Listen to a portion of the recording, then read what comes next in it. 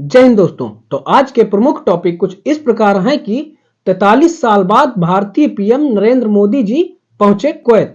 पाकिस्तान ने कहा कि इजराइल अमेरिका के द्वारा कर रहा है पाकिस्तान को टारगेट। तो बढ़ते अपने पहले टॉपिक। 43 साल पहले 1981 में भारतीय पीएम श्रीमती इंदिरा गांधी जी ने कुवैत की यात्रा की थी और अब 43 साल बाद कोई भारतीय पीएम कुवैत पहुंचा है और प्रधानमंत्री श्री नरेंद्र मोदी जी ने कुवैत की यात्रा की है और अभी भी वहां पर है और कुवैत में उनका भव्य स्वागत हुआ है।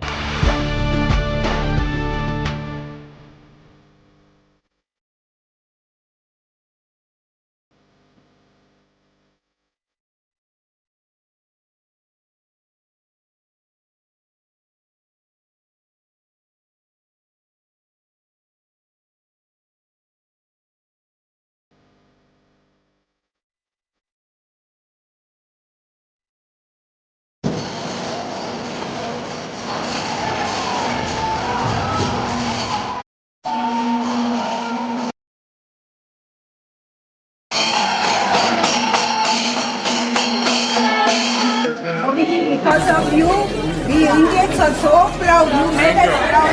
You take India. तो आप लोग क्रिसमस की तैयारी में है कि नहीं है?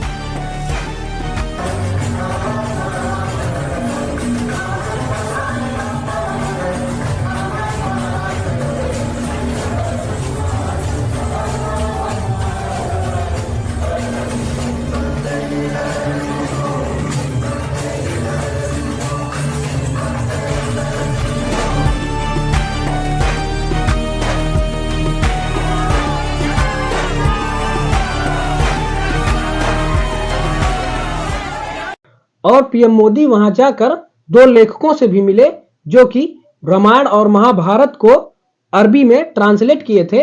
और आप जानते होंगे कि मिडिल ईस्ट में यूएई के बाद सबसे ज्यादा जो खुलापन है वो कुवैत में ही है और हमारे यहाँ से बहुत सारे वर्कर्स जो है कुवैत जाते हैं अपना काम करने के लिए, जो कि वहाँ कुवैत के वर्कर्स का वर्कर फोर्स है उसका 30% है। और जब भारत में कोविड का पेंडेमिक चल रहा था तो कुवैत ने 215 मैट्रिक टन ऑक्सीजन भारत भेजा था जब भारत को बहुत ही ज्यादा जरूरत थी और कोरोना से मौतें हो रही थी, भारत में ऑक्सीजन की कमी हो गई थी, जबकि फ्रांस ने भी ऑक्सीजन भेजा था और कुवैत ने 1400 मैट्रिक टन और ऑक्सीजन भेजने को कहा था।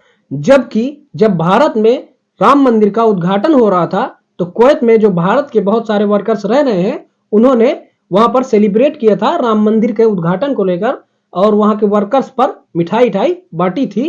तो इस बात पर वहां के जो ठेकेदार थे उन्होंने भारत के 9 वर्कर्स को काम से निकाल दिया था और इस बात पर दुनिया ने बहुत सारे देशों ने कुवैत की इस बात पर निंदा की थी।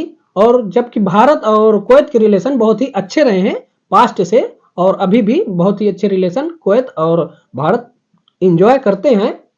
और आपको पता ही होगा कि कुवैत में अभी तक तानाशाही है, वहां पर फुल डेमोक्रेसी नहीं है, जबकि यूएई के बाद बहुत ही अच्छा खुलापन है कुवैत में और मिडिल ईस्ट में ये दूसरा कंट्री है जो कि खुलेपन को स्वीकार करता है। और अलसबा जो शासक है कुवैत के उन्हीं के परिवार के ने ही कुवैत पर वंशानुगत शासन किया है।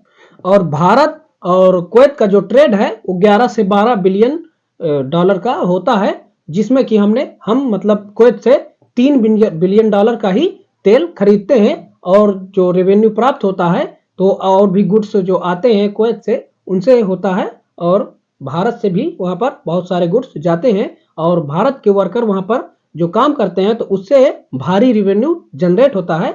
और वहां पर रह रहे भारतीय वर्कर्स को पीएम मोदी ने थैंक्स कहा और जैसे ही कोई इससे रिलेटेड कुछ डेवलपमेंट आती है तो हम आपको बाद में अपडेटेड वीडियो ले आएंगे। तो बढ़ते हैं अपने नेक्स्ट टॉपिक की ओर।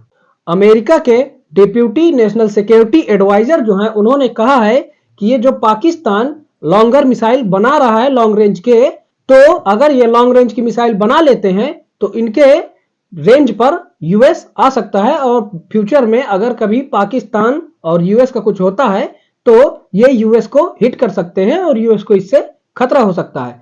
और नॉर्थ कोरिया, रूस और चाइना के बाद पाकिस्तान एक उभरता हुआ खतरा है। अगर इनका ये प्रोग्राम लॉन्ग रेंज की मिसाइल बनाने का प्रोग्राम नहीं रुकता तो यूएस एक उभरते हुए खतरा की तरह ही पाकिस्तान को थ्रेट मानता है और पाकिस्तान के लॉन्ग रेंज मिसाइल प्रोग्राम को रोकने के लिए यूएस किसी भी हद तक जा सकता है और कुछ भी कर सकता है।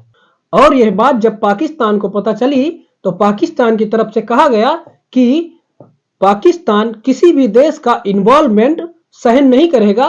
पाकिस्तान के अंदर अगर किसी भी चीज पर होता है और पाकिस्तान के किसी प्रोग्राम को रोकने की कोशिश की जाती है, और ये सब यूएस नहीं कर रहा, जो सैंक्शन भी अभी लगा दिए हैं पाकिस्तान की स्पेस एजेंसी और अदर एजेंसियों पर, तो ये सब यूएस नहीं कर रहा और इसके पीछे से इजराइल यूएस से करवा रहा है और यूएस और पाकिस्तान के रिश्ते एकदम खराब करवाना चाहता है।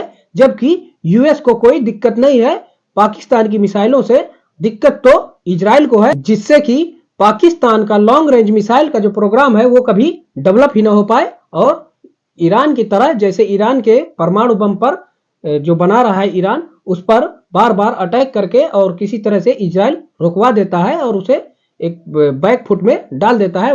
वैसे ही पाकिस्तान के लॉन्ग रेंज मिसाइल वाले प्रोग्राम को एकदम बंद करवाना चाहेगा, जिससे कि कभी चालू ना हो। और ये देश कभी नहीं चाहेंगे, इजराइल और अमेरिका, ये सब देश कभी नहीं चाहेंगे कि कभी पाकिस्तान के पास लॉन्ग रेंज मिसाइल वाली टेक्नोलॉजी आए और ये इनके पास लॉन्ग रेंज मिसाइल हो। और जब भारत से इस सब टॉपिक के बारे में पूछा गया कि भारत इन सब जो चल रहा है पाकिस्तान के लॉन्ग रेंज मिसाइल प्रोग्राम, तो इस सब के बारे में क्या कहना चाहता है, तो भारत की तरफ से जवाब आया कि भारत सबसे पहले अपनी सिक्योरिटी को प्रायोरिटी देता है और ये सब मिसाइल जो प्रोग्राम है इससे भारत को कोई दिक्कत नहीं है, क्योंकि पहले ही पाकिस्तान शाहीन 1 शाहीन 2 ऐसी मिसाइल बना चुका है जिनकी रेंज में पूरा भारत आ जाता है। और जब ये शाहीन 1 शाहीन 2 बना रहा था तो इससे अमेरिका ने पहले कुछ नहीं बोला था, और जब ये अब बना रहा है लॉन्ग रेंज की मिसाइल तो अब बोल रहा है, और ये और कुछ नहीं, यूएस की सिरदर्दी है, इससे हमें कुछ लेना देना नहीं है। और जैसे ही इससे रिलेटेड कोई भी न्यू डेवलपमेंट आती है तो हम आपको बाद में अपडेटेड वीडियो लाते रहेंगे। तो यह वीडियो का अंत, और ऐसी ही इंफॉर्मेटिव वीडियो देखने के लिए इस चैनल को सब्सक्राइब करें। तो मिलते हैं नेक्स्ट वीडियो में, तब तक के लिए जय हिंद।